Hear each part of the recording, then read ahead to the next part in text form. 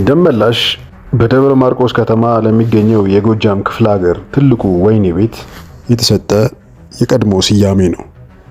በአፄ ኃይለ ሥላሴ ዘመነ መንግስት ወህኒ ቤቶች ንጽህና የጎደላቸው ስለነበሩ እስረኛው በተላላፊ በሽታ እንደ ቅጠል ይረግፍ ነበር።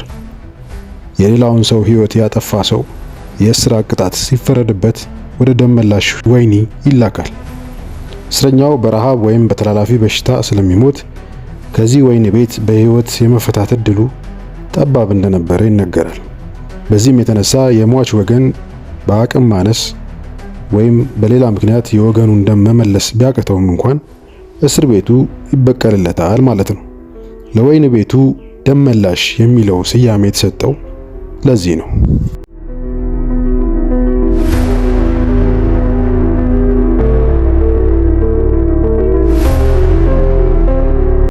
መግቢያ በ1966 ዓመተ ምህረት የካቲት ወር ላይ ገንፍሎ የወጣው የለውጥ ማዕበል ከ1950ዎቹና ከዚያም ቀደም ብሎ በኢትዮጵያ ለውጥ ፈላጊ ምንም ይሁን ምን ግለሰቦችና የህብረተሰብ ክፍሎች ድብቅና ይፋ እንቅስቃሴ እያደገ የመጣ እንጂ ድንገተኛና ተአምረኛ ክስተት አልነበረም። በትግራይ ቀዳማዊ ወያኔ፣ በጎጃም የሞጣና ብቸና እንዲሁም በባሌ የአርሶ አደሮችና የህብረተሰብ ክፍሎች ያሳዩት አመጽ እንቅስቃሴ ጎልቶ የሚታይ ነበር።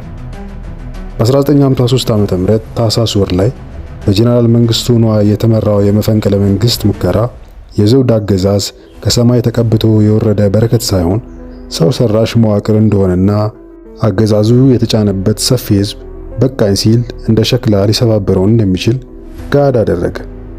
ያ የመፈንቅለ መንግስት ሙከራም ለህዝብ ጥሎት ያለፈው ከፍተኛ ትምህርት ይኸው ነበር።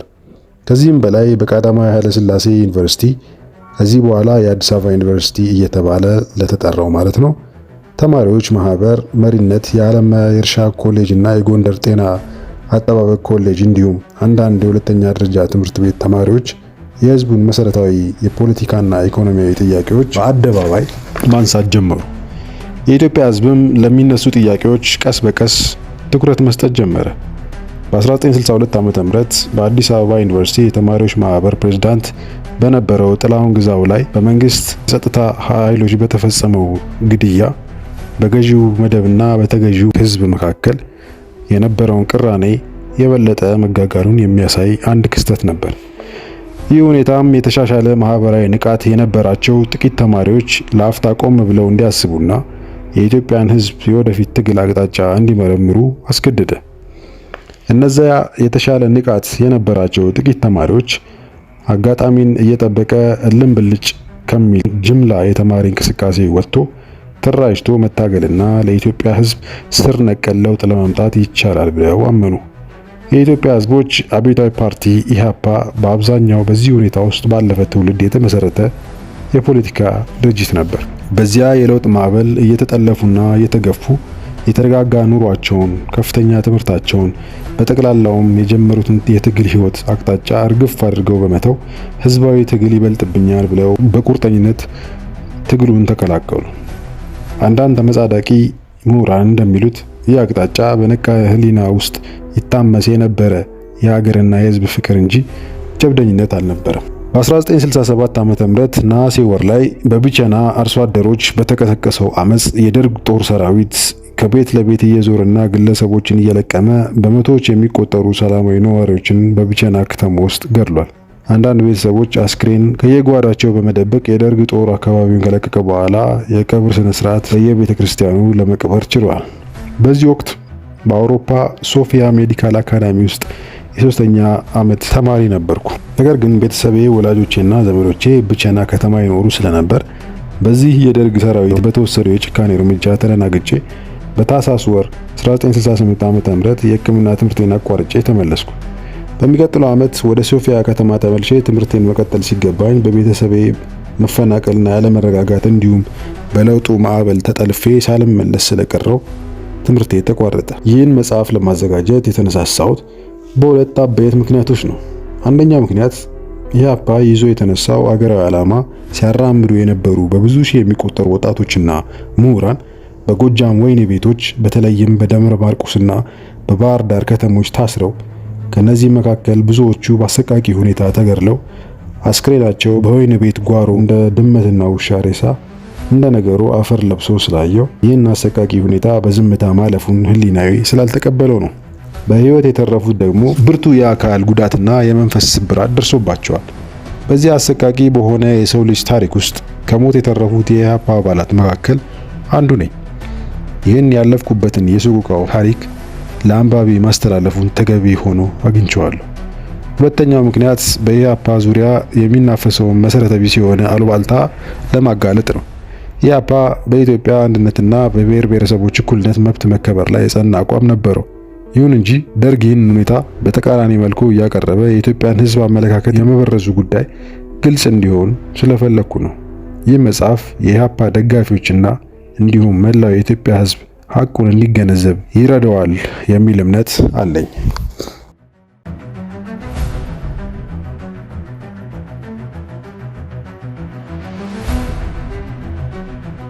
የቀይ ሽብር ደመና በጎጃም ከ1969 ዓ.ም መገባደጃ ጀምሮ በኢህአፓ ዙሪያ የሚነፍሰው አየር ጤናማ አልነበረም። በጎጃም አካባቢም እንዲሁ ከ1970 ዓ.ም መግቢያ ጥቅምት ወር ጀምሮ ችግር ለመኖሩ አንዳንድ ፍንጮች ይሰሙ ነበር። በገጠርና በከተማ የድርጅቱ የግንኙነት ሰንሰለቶች እየላሉ እንደሆነ ይነገርም ነበር። ከድርጅቱ ውጪ የሆኑ ግለሰቦች ስለ ድርጅቱ የውስጥ ጉዳይ አልፎ አልፎ ሲያወሩ ሲሰማ የዲሲፕሊን መላላት እንደነበረም ያሳይ ነበር። የካቲት 19 ቀን 1970 ዓ.ም ከቀኑ 10 ሰዓት ገደማ ቀበሌ 10 ደብረ ማርቆስ ሆስፒታል ከነበረው መኖሪያ ቤቴ አዋሳኝ ተነስቼ አየር ለመቀበል እግረ መንገዴንም ቅኝት ለማድረግ ወደ ንጉስ ተክለ ሃይማኖት አደባባይ አመራው። ከቤተ መንግስቱ በስተቀኝ በኩል ባለው አስፋልት መንገድ ላይ ቶታል ነዳጅ ማደያ ስደርስ እናጋልጣለን፣ ያፈረስነውን እንገነባለን የሚል የተባበረ ድምጽ የሚያስተጋባ መፈክር ሰማው። እኔም ለራሴ በጭራሽ አይደረግም አልኩ። የሰልፈኛው ድምጽ እያስገመገመ እየጨመረ መጣ። የኔም ድንጋጤና መደነባበር እንዲሁ ጨመረ። አንድ የማላውቀው ጥቁር የፀሐይ መነጽር ያደረገና ባርኔጣ ቢጤ የደፋ ሰው እኔ ከግቢ ስወጣ እርሱ ደግሞ ከሆስፒታሉ በር ጀምሮ ይከታተለኛል። በዚያ ወቅት ደግሞ አንዱ የሌላው ማንነትና ምንነት አጥብቆ የሚከታተልበትና የሚመረምርበት በመሆኑ የማላውቀው ሰው እርምጃዬን እየጠበቀ ሲከተለኝ መፍራቴና መጠራጠሬ ተገቢ ነበር። አደባባዩን ከሚያዋስነው ከገብረ መስቀል ቡና ቤት በረንዳ ላይ አንድ ወንበር ሳብ አድርጌ ተቀመጥኩ። ጤና ይስጥልኝ፣ ምን ልታዘዝ አለችኝ አንዱ አስተናጋጅ። ልቦናዬ ሌላ ላይ ስለነበር ቀና ብዬ ሳላያትና ለሰላምታዋም አጸፋውን ሳልመልስላት ሻይ አልኳት። ሰልፈኛው ከሸዋ በር ወደ ሰሜን አቅጣጫ አውራ መንገዱን ይዞ እየተመመ ሲጓዝ የመጀመሪያው ረድፍ ከተቀመጥኩበት የቡና ቤቱ በረንዳ ሆኖ መታየት ጀመረ።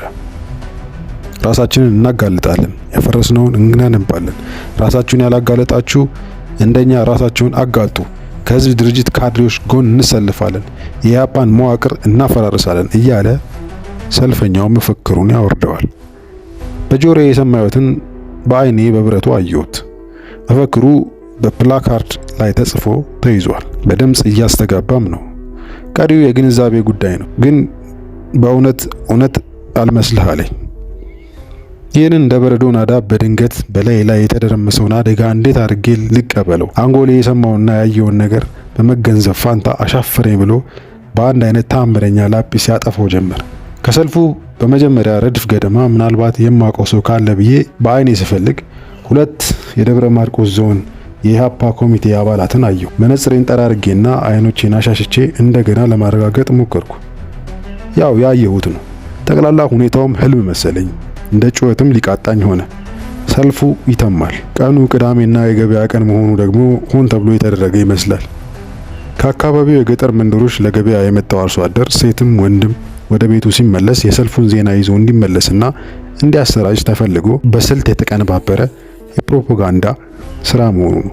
የሰልፉ መጨረሻ የንጉስ ተክለ ሃይማኖትን አደባባይ ሲለቅ እኔም የሻይ ሂሳቤን በጠረጴዛው ላይ አስቀምጬ ማንንም ከግራና ከቀኝ ሳላይ ንዴትና ድንጋጤ በተቀላቀለበት ስሜት ወደ ቤት ያመራው።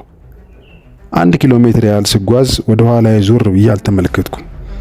የግቤን የአጥር በር አንኳኳውና እስኪከፈትልኝ ድረስ ፊቴን ወደ መጣሁበት መንገድ ዞር ሳረግ ያ ወደ መሃል ከተማ መንገድ ስጀምር ይከተለኝ የነበረው ባለ ጥቁር መነጽር ሰውዬ በግምት ከ200 ሜትር ላይ ቆሞ አየሁት። ወደ ግቢዬ ስገባ እርሱ ደግሞ ተመልሶ ጉዞውን ቀጠለ።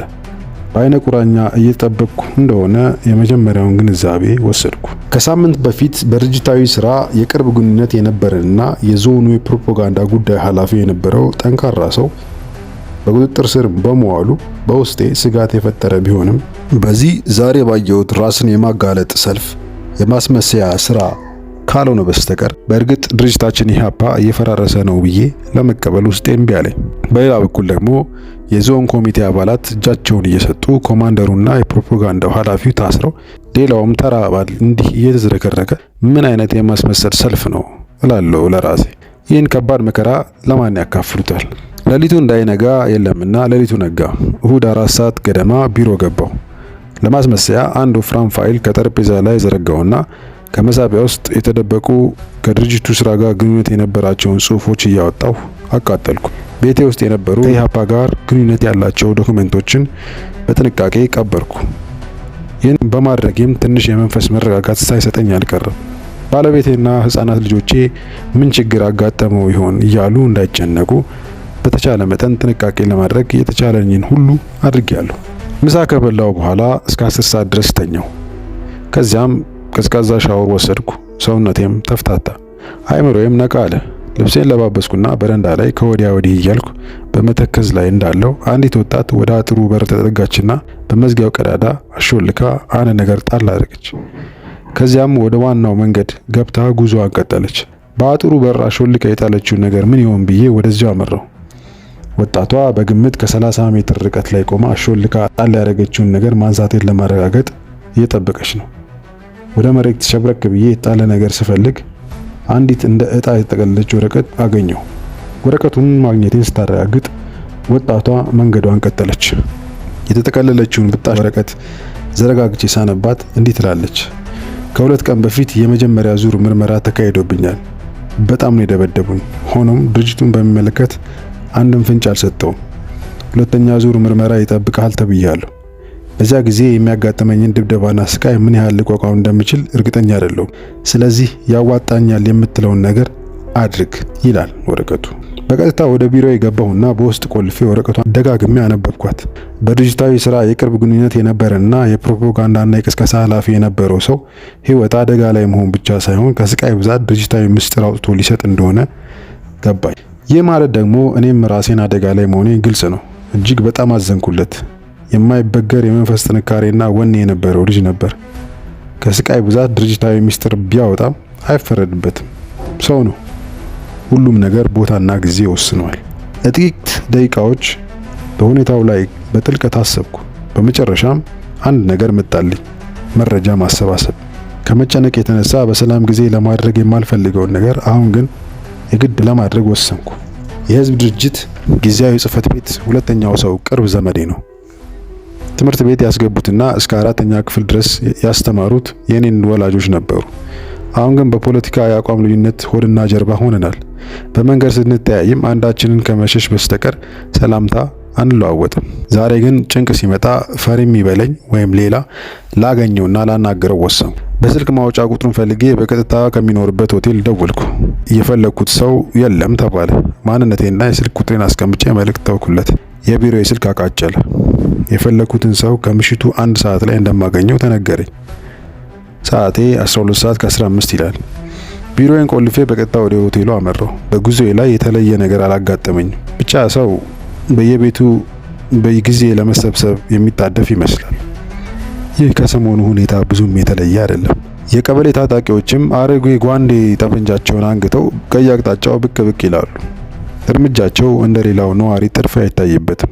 ሁሉም ካፖርት ወይም ጋቢ ደርበዋል። የሚፈልገው ሰው ጋቢ ለብሶ ከሆቴሉ በረንዳ ላይ ከወዲያ ወዲህ እያለ ይንጎራድዳል። ሌሎች 2 ካድሬዎች ጀርባቸውን ለሆቴሉ ግድግዳ ሰጥተው ተቀምጠዋል። ሁለቱም ክላሽንኮቭ ጠመንጃ ይዘዋል። 2 የሻይ ብርጭቆዎች ጠረጴዛው ላይ ተደርድረዋል። ካድሬዎቹ ገና ወጣቶች ናቸው። የምፈልገው ሰው አጃቢዎች መሆናቸው ነው። ገና ሲያዩን ወሬያቸውን አቆሙ።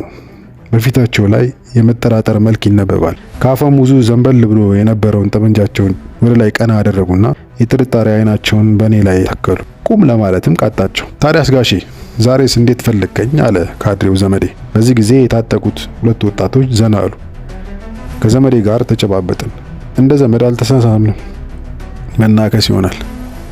እንዲሁ ሰው ሳፈላልግ አንተው ትዝ አልከኝ አልኩት። ከፊቱ ኮስተር አለና እንዴት ማለት አለ።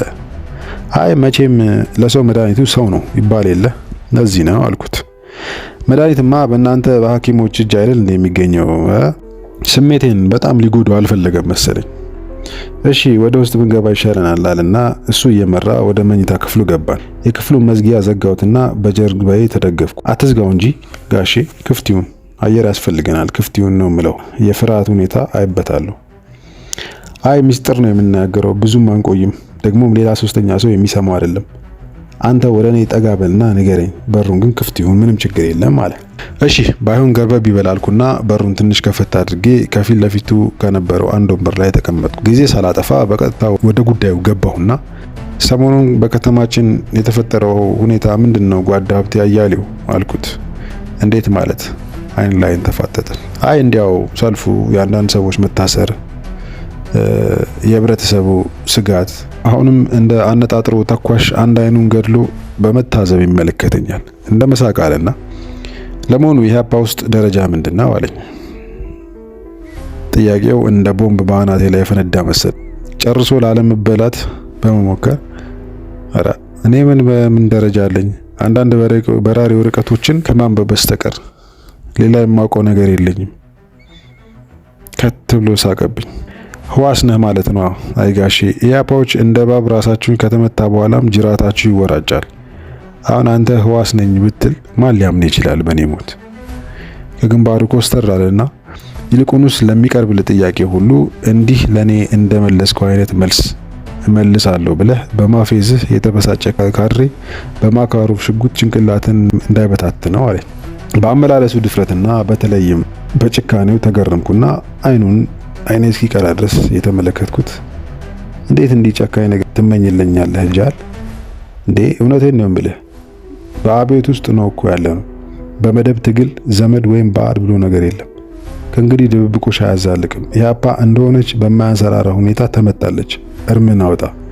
ያንተን ጓዶች እነ ሙልጌታ ብዙነህ፣ አበበ አያሌው ራሳቸውን አጋልጠዋል። የፕሮፓጋንዳና ቅስቀሳ ኃላፊውም ወንድሜ ነጫኔ እንዲሁም ስምህንና ደረጃን ለመርማሪዎች እንደሰጠ ሰምቻለሁ። አንተን ያላዙበት እንግዲህ ሌላ ምክንያት ይኖሯቸው ይሆናል። ድንጋጤ ከራስ እስከ እግር ጥፍሬ ልክ እንደ ኤሌክትሪክ ነዘረኝ። እሱ እንኳን አንተ እንዳልከው አይደለም። ይህ የፕሮፓጋንዳ ኃላፊ የምትለውን ግለሰብ በመደበኛ ስራ ግንኙነት ካልሆነ በስተቀር በሌላ መንገድ አላውቀውም። የቢሮ ባልደረባ ከመሆኑ ውጪ ሌላ የምንገናኝበት ጉዳይ የለንም። ተደብድቦ ከሆነ ስቃይ ሲበዛበት እንደኔ አይነቱን ንጹህ ሰው ሊጠቁም ይችላል። ይህ ደግሞ አዲስ ነገር አይደለም አልኩት እጅ ላለመስጠት። አመላለሴና ድርቅናዬ አናደደው። እውነትም ዝምድናዬ ባይከብደውና ከብቶች በመጠበቅ ላይ ያለ ከሜዳ አስኮብልላ ትምህርት ቤት ያስገባችው የእናቴ ውለታ በእኔ ላይ አንዳች መጥፎ ነገር ቢፈጽም በገጠር ያሉ የጋራ ዘመዶቻችን አይንን ላፈር የሚሉት ትዝ ባይለው ኖሮ ቢያንስ በሰደፍና በአፈሙዝ እየጎሸመ እስር ቤት የወረወረኝ እንደነበር የፊቱ ግለት ይናገራል። ይልቁንስ በድንጋጤና በደመነፍስ የማይጠቅም ውሳኔ እንዳትወስድ። ለመጥፋት ብትሞክር አደጋ ላይ ትወድቃለህ። ከጥቂት ሳምንታት ወዲህ በአይነ ቁራኛ እየተጠበክ ነው። በቅርብ ያለ ሰው እየተከታተለ እንደሆነ ነግረህ እፈልጋለሁ አለኝ። እሺ አሁን ሌላውን ተወውና በወንድምነትህ ምን ባደርግ ይሻላል ትላለህ? መቼም ጥያቄ የጭንቀትና የመንበርከክ እንደሆነ ይገባኛል። ራስህን ማጋለጥ ብቻ፣ ሌላ መፍትሄ የለውም። ነገ በ3 ሰዓት ሁለተኛ ደረጃ ትምህርት ቤት ስብሰባ አለ። እኔም እዛው እገኛለሁ። ራስህን አጋልጠህ ሹልክ ብለህ ወደ ስራ ትመለሳለህ። እኔ ስለምኖር መንገላታት አይደርስብህም። ለዚህ ደግሞ ልታምነኝ ይገባል። ጓድ የመቶ አለቃ እሸቱም እገኛለሁ ብሎናል። የመቶ አለቃ እሸቱ አለሙ የደርግ አባልና ርዕሰ ብሔሩን ወክሎ የጎጃምን ክፍለ ሀገር በበላይነት የሚመራ ነው። ከሻለቃ መላኩ ተፈራ ጋር ለተወሰነ ጊዜ ከቆየ በኋላ እስኪ የጎጃምን ወጣት ደግሞ ከጎንደር በቀሰመው ልምድ መሰረት ያስታክስልን ተብሎ የተላከ ነው። ከመምጣቱ እዚህም እዚያም ብዙ ሰዎች እንደገደለና እንዳሰቃየ፣ እስር ቤትም በርካታ ግለሰቦችን እንደወረወረ ይነገራል። በነገው ስብሰባ ላይ የመቶ አለቃ እሸቱ አለሙ ይገኛል ሲለኝ ካድሬው ዘመዴ እንደ ፍየል ስልቻዬን በአደባባይ ቢያወጣውስ ብዬ ሰጋው። ዞሮ ዞሮ የፈለገው ይምጣ ብዬ እሺ እንግዲህ እንዳርግልኝ አደርጋለሁ፣ ነገ በ3 ሰዓት ከሁለተኛ ደረጃ ትምህርት ቤት እገኛለሁ ብዬ ተሰናብቼ ወጣሁ። የደብረ ማርቆስ አጠቃላይ ሁለተኛ ደረጃ ትምህርት ቤት በህዝብ ተጨናንቋል። በአብዛኛው ተማሪዎችና መምህራን ሲሆኑ ፖሊሶች፣ የቀበሌ ታጣቂዎች፣ ካድሬዎችና አልፎ አልፎም ሌሎች የመንግስት ሰራተኞች ይገኙባቸዋል። ካድሬው ዘመዴም በሰዓቱ ተገኝቷል። በግራ ጎኑ ሽጉጥ ታጥቋል። ትላንት ያዩዋቸው ወጣት ካድሬዎችም ክላሽንኮፍ ጠመንጃቸውን አንግተው አለቃቸውን አጅበው ወዲያ ወዲህ ይላሉ። የድል አድራጊ አይነት ፍንደቃ ይፈነድቃሉ። ካድሬው ወደ እኔ ጠጋ አለና አይዞህ ወደ ቢሮ በቶሎ ትሄዳለህ አለኝ። ሰላምታ አልሰጠኝም። እሱ እንደ ማራኪ እኔ ደግሞ እንደ ምርኮኛ የሆንኩ መሰለኝ። ወይ ነዶ ተነስቼ እግሬ አውጭኝ ብዬ ፈትለክ ለማለት ቃጣኝ። ግን ደግሞ ስንዝር ሳልራመድ የጥይት ራት ሆናለሁ ብዬም ሰጋው። እዚያ የማጋለጡ ፕሮግራም ላይ መገኘቴ ራሱ እንደ እግር እሳት ፈጀኝ። ብስጭት አልኩኝ። ከቀኑ 5 ሰዓት ሲሆን ካድሬውን ባክህ መድረክ ይሰጠኝና የምለውን ብዬ ወደ ስራዬ ልሂድ አልኩት፣ ንዴትና ብስጭት በተቀላቀለበት ሁኔታ። እሺ ጓድ የመቶ አለቃ እሸቱና ሌሎችም ጓዶች እየተጠበቁ ነው አለኝ። አንዳንዴ የመሸንገል ሌላ ጊዜ ደግሞ የመገላመጥ ሁኔታ ያሳየኛል። እንዲያ እያለ ጊዜውም እየሄደ ቀስ በቀስ የሰው ቁጥር እየበረከተ ግቢውን በታጣቂዎች እየጠናከረ መጣ። ትግስቴ እያለቀ ሄደ። አይኔ እንዲሁ ያለ አንዳች ዓላማ ሲንቀዋለል ራቅ ብለው ከሚጠብቁ ታጣቂዎች መካከል አንድ የማውቀው የከፍተኛ ፍርድ ቤት ዳኛ ተመለከትኩ። አሬጉ ጓንዴ ጠመንጃ በትከሻው አንግቶ ከሰውነቱ የተጠጋ አይመስልም። ዝም ብሎ ተንከርፍፏል። መቼም ሁሉም ነገር ተስማሚውን ይፈልጋል። የተለመደው ሲጋራው በቀኝ በኩል በከንፈሮቹ መካከል ተንጠልጥሎ እንዲሁ ሳይሳብ ይጨሳል። እኔ ብቻ ሳልሆን እሱም ደንግጧል። መቼም ይህን ሰው እዚህ ምን አመጣው ሳይል አይቀርም። መሰረቱ ቤተ ክህነት የሆነውና ትምህርቱንም በግሪክ ሀገር የተከታተለው ይህ ሰው በዛ አቅጣጫ ይሰመራል ብዬ አልገመትኩም ነበር። አንድ ቀን ከሌላ ሰው ጋር በነበረኝ ቀጠሮ በድንገት አንድ ቡና ቤት ተገናኘን። ከቀጠርኩት ሰው ጋር ተወያይተን በሉ ደህና ደሩ ብዬ ተሰናብቻቸው ስወጣ የለም መሽቷል እኔ አደርሳለሁ ብሎ ድርቅ አለብኝ። እኔ በእግሬና ብቻዬን መሄዱን እፈልገው ነበር። ልመናው ሲበዛብኝ እሺ ብዬ በአሮጌ ቮልስ መኪናው ቤቴ በር ድረስ ሸኘኝ። ታዲያ እዚያ ማጋለጡ ስብሰባ ላይ ሳየው ወዲያው ጫን ያለው እኔ በዓለም ላይ የምጠላው ከስነ ስርዓት ሶሻሊዝም፣ ከስራ ካሬነትን፣ ከዘር አረብን ነው ያለኝ ትዝ አለኝ። አነጋገሩ እየቀለደ ቢሆንም ይህ ለዘመኑ ተገቢ ያልሆነ አባባል ስለሆነ አደጋ ላይ እንዳትወድቅ ዳግመኛ እንዲህ እንዳያመልጥ ብዬ በጊዜው አስጠንቅቄዋለሁ። በአይኑ ላይ ያነጣጠርኩትን አይኔን በፍጹም ልነቅልለት ባለመቻሌ ከኔ የበለጠ ተረበሸ መሰለኝ። ቦታ ቀየረና ወደ ህዝቡ በመቀላቀል ተሰወረብኝ።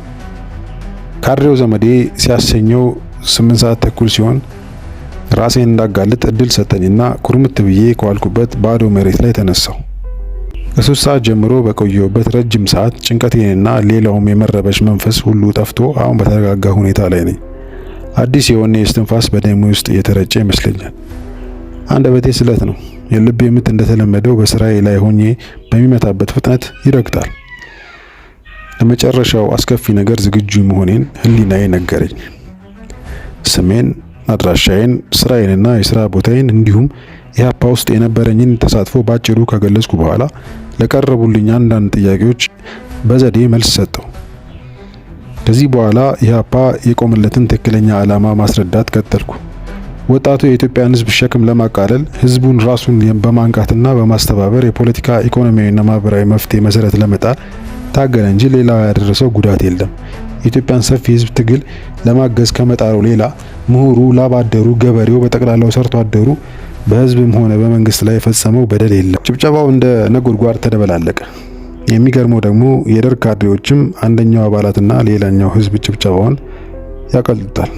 ግን ደግሞ የሚያጨበጭቡትና በደስታ የሚፈነድቁት የራሳቸው የሆነ ምክንያት ነበራቸው። የኢህአፓን መዋቅር ለአንዴና ለመጨረሻ ጊዜ አፈረስን ብለው ሊሆን ይችላል። በመጨረሻም ስለ ዓለም ሰርቶ አደሮች የትግል ታሪክ፣ ስለ ሶሻሊዝም፣ ኮሙኒዝምና ኢምፔሪያሊዝም፣ ስለ ዲሞክራሲና የእድገት ሂደት፣ ስለ መንግስት የመደቦች አስተላለፍ፣ ስለ ኢትዮጵያ ተማሪዎች የትግል ታሪክ፣ ስለ ኢትዮጵያ ወቅታዊ ሁኔታ የመደቦች አስተላለፍ እንዲሁም በዓለም የትግል ታሪክ ለኢትዮጵያ እንደ ምሳሌ ሊያገለግሉ የሚችሉ አገሮችንና ታጋይ ግለሰቦችን ስም ካብራራው በኋላ አዳማጭን አመስግኜ ተቀመጥኩ። ጭብጨባው ቀለጠ። ምን አዲስ ነገር እንዳገኙ ግራ ገባኝ። የሚያጨበጭበው ደግሞ ሁሉም ሰው ነው። መጨረሻ ምን ሊሆን እንደሚችል ባላቅም ለጊዜው ይህንን በግርግር የተገኘ መድረክ በሚገባ ተጠቀምኩበት።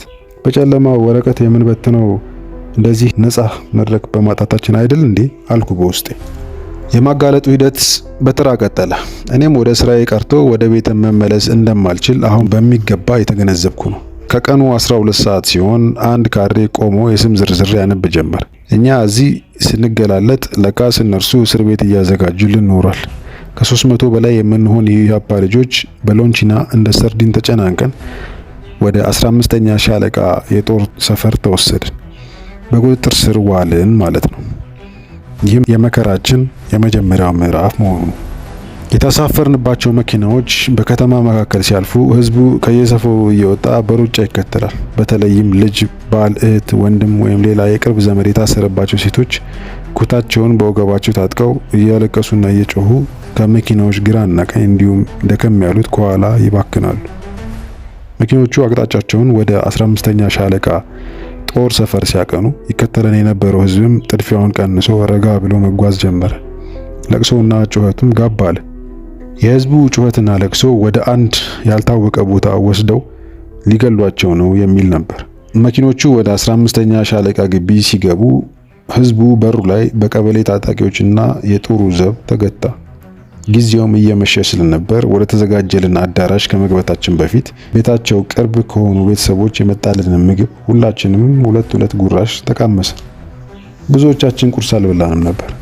እንዲያውም አንዳንዶቻችን ከጭንቀት የተነሳ በምግብ መመገብ ከተሆን ከሳምንት በላይ ሆነናል። ሁላችንም በአንድ የንጽህና በጎደለው አዳራሽ ውስጥ ታጎርን። ይህ አዳራሽ የሰራዊቱ የመሰብሰቢያ አዳራሽ የነበረው ሲሆን በአሁኑ ጊዜ የጦር ሰፈሩን ከሚጠብቁ ጥቂት ሽማግሌ ወታደሮች በስተቀር ሁሉም ወደ ጦር ሜዳ የሄዱ በመሆናቸው አይገለገሉበትም። በዚህ ምክንያት ወለሉ ተጠርጎ አያቅም፣ አቧራ ያፍናል። በእድሜ ከሚጠጉኝ ጥቂት ሰዎች ጋር በመሆን በአዳራሹ አንደኛው ማዕዘን ወደ ኋላ መስኮት ጥግ ቦታ ያዘ። በአዳራሹ ውስጥ ያለውን ሁኔታ በጥንቃቄ ስቃኝ አብዛኛው ወጣት የሀዘን፣ የብስጭትና የጸጸት ስሜት ከፊቱ ላይ ይነበባል። አንዳንዱ ደግሞ ይስቃል፣ ይጫወታል። በጠቅላላው ሰርግና መልስ የሆነለት የሚመስልም ነበር። አንዳንዱ እንዲያውም ከህዝብ ድርጅት ካድሬዎች ጋር ሞቅ ያለ ወሬ ያወራል። ይህ አይነቱ መዳራት በጣም አስደነገጠኝ። በተለይ በድርጅታችን በኢህአፓ ውስጥ ቁልፍ ቦታ ያላቸው ተብለው የሚገመቱ አንዳንድ ግለሰቦች ከካድሬዎች ጋር የሚያሳዩት መተሻሸትና መለጣጠፍ አሳሰበኝ። ዛሬ የተጀመረ ግንኙነት አልመስልህ አለኝ። ከምሽቱ 1 ሰዓት ተኩል ሲሆን ከወደ በሩ አካባቢ ተጨበጨበና አንድ ክላሽንኮቭ ጠመንጃ የታጠቀ ካድሬ ጸጥታ፣ አንድ ጊዜ ጸጥታ ጓዶች የሚል ድምጽ አሰማ። ወዲያው በአዳራሹ ውስጥ ፍጹም ጸጥታ ሰፈነ። ካድሬው ንጉስ ፍቃዱ ይባል ነበር። ስለ ኢትዮጵያ አብዮት መጠናከር ጥቂት ዲስኩር ቢጤ ካደረገ በኋላ መፈክሩን ያወርደው ጀመር። አብዮታችን ከተከላካይነት ወደ አጥቂነት ተሸጋግሯል። ኢህአፓ በማያዳግም ሁኔታ ተመታለች። ዛሬ ራሳችንን ያጋለጥን ጓዶች የአብዮቱን ሰፈር እናጠናክራለን፣ ያፈረስነውን እንገነባን ወዘተ። የአዳራሹ ጣሪያ እስኪገበገብ ድረስ መፈክሩ እንደ ሰዓተ ገሞራ ይፈነዳ ጀመር። የመጀመሪያ 2 ወይም 3 መፈክሮች አላልኩም። በድርጅቴ በኢህአፓ ክህደት የፈጸምኩ ያክል ተሰማኝ። በዚህ መካከል ጭንቅላቴ በንዴትና በጭንቀት ተወጣጥሮ ሊፈነዳ የደረሰ መሰለኝ። አጠገቤ የነበሩትን ሰዎች ስመለከት በግማሽ ልብም ቢሆን ቀስ እያሉ መፈከሩን ይቀበሉታል።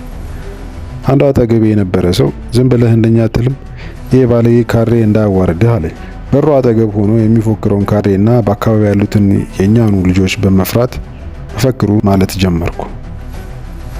ካድሬው መፈክሩን ሲጨርስ አንድ በግምት 17 ዓመት የሚሆን አጭር ጠይም ወጣት ተነሳና መፈክሩን ያወርደው ጀመር። ሌላውም እየተቀበለ ያስተጋባ ጀመር። እኔም በደመ ነፍስ መፈክሩን እለው ጀመር። አእምሮዬ በትክክል እየሰራ መሆኑን ተጠራጠርኩ።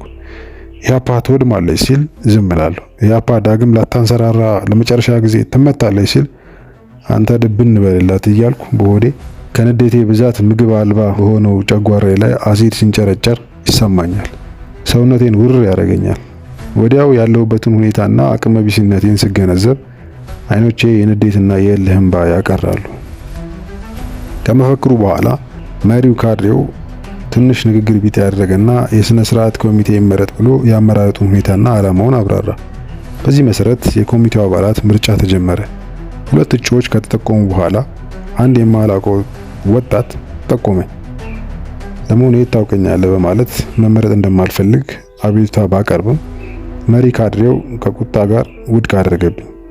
ሌሎች ሰዎችም ተጠቆሙና ምርጫ ተካሂዶ 5 የኮሚቴ አባላት በድምጽ ብልጫ ተመረጡ።